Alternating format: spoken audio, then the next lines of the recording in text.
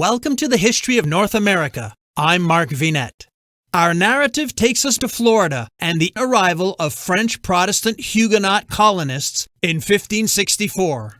French Huguenots made two attempts to establish a haven in North America. In 1562, naval officer Jean Ribault led an expedition that explored Florida and the present-day southeastern USA and founded the outpost of Charles Fort on Paris Island, South Carolina. The French Wars of Religion precluded a return voyage, and the outpost was abandoned. In 1564, Ribault's former lieutenant, René Goulain de Laudonnière, launched a second voyage to build a colony. He established Fort Caroline in what is now Jacksonville, Florida, as a safe haven for Huguenots who were being persecuted in France because they were Protestants rather than Catholics. Eric Yanis of the Other States of America podcast has graciously agreed to share his telling of this incredible story. Welcome back to the tale of French Florida. The French decided that the spot to begin their colony should be further upstream along the St. John's, in far enough that they could hide from the Spaniards who might be trolling the coast looking for them. And this is where they began construction of Fort Caroline, Caroline being a form of Charles named after Charles IX, King of France.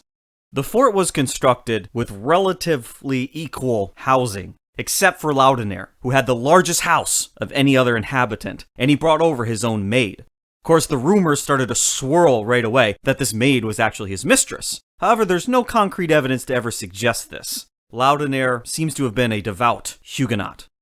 Another problem for Laudonnière were the nobles who were part of this expedition, who came along. We haven't talked too much about them yet, because they're not terribly useful.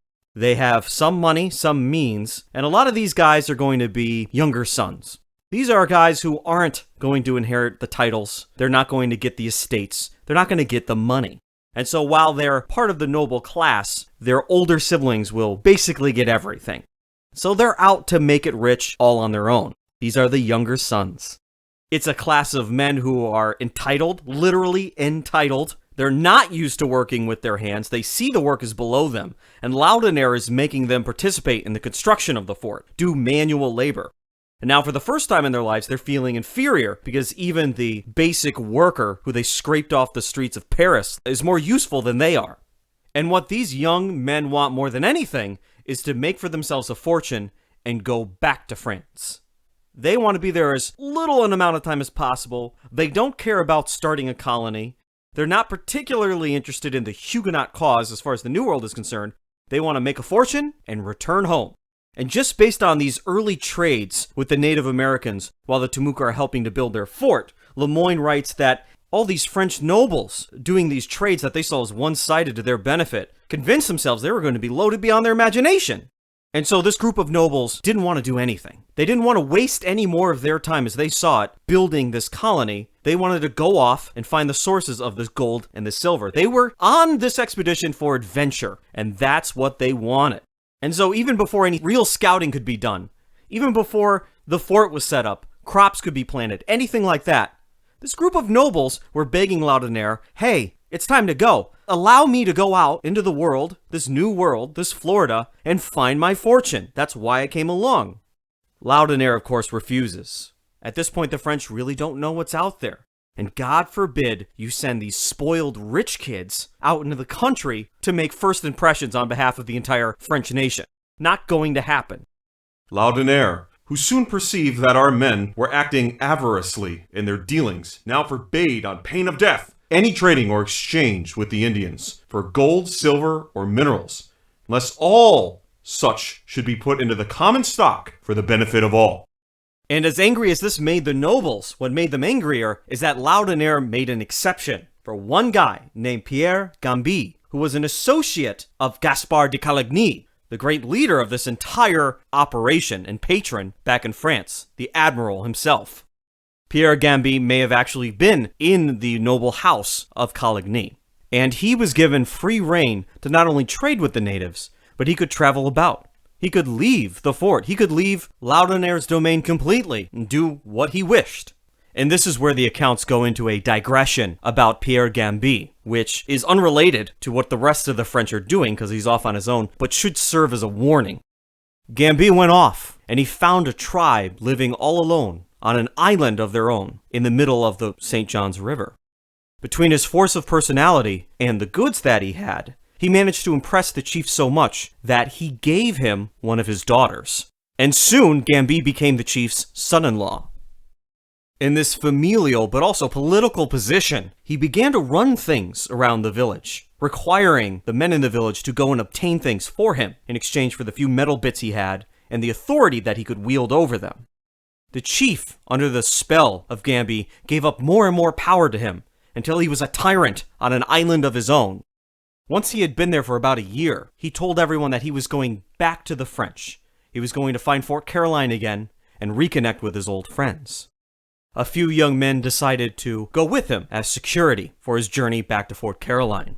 And late at night, when Gamby was bending over a fire, tending to it, a native split his head in half with an axe, and then the men took his stuff and left his body on the fire. Putting that digression aside, Laudonnière didn't spend much time encouraging the colonists to farm. They planted some things, but not nearly enough to sustain the numbers that they had. He assumed that there would be constant resupply from France, which would probably be not the smartest thing to assume, considering what happened to the last French expedition. The security of the seas at this time and the wars between the empires would seem to indicate that supply might not come, and maybe you should spend some time planting food.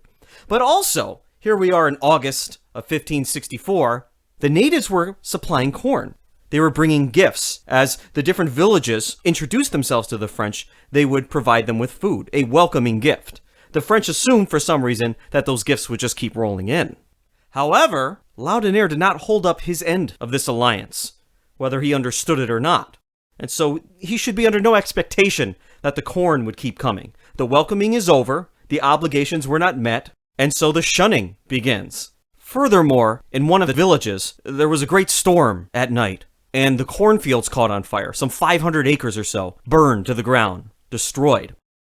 And the Timucua blamed the French. They blamed their firearms, a technology they didn't quite understand yet, but they knew that the French could command fire at will whenever they wanted. And so the natives blamed this thing that they didn't quite understand. But the French didn't set fire to their cornfields. The truth doesn't always matter in cases like this. You can see now the divide that is growing between these two people that are supposedly allied with one another. History isn't clean. History isn't simple. It's very complicated. It doesn't care about your feelings. In one of the villages, the French saw a firstborn child sacrifice. So they were sacrificing babies, probably to elicit the goodwill of a spirit. He also witnessed women grieving the death of their husbands in wartime. After coming to the graves of their husbands, they cut off their hair below the ears and scattered upon the graves, and then cast upon them the weapons and drinking shells of the deceased as memorials of the brave men. This done, they return home, but are not allowed to marry again until their hair has grown long enough to cover their shoulders. They let their nails grow long on both fingers and toes, cutting the former away, however, at the sides, so as to leave them very sharp, the men especially. And when they take one as an enemy, they ink their nails deep in his forehead and tear the skin so as to wound and blind him. What he is describing is the revenge widows would take on captives from enemy tribes. Often the female natives on the eastern seaboard of North America were the worst torturers of captives among these native tribes.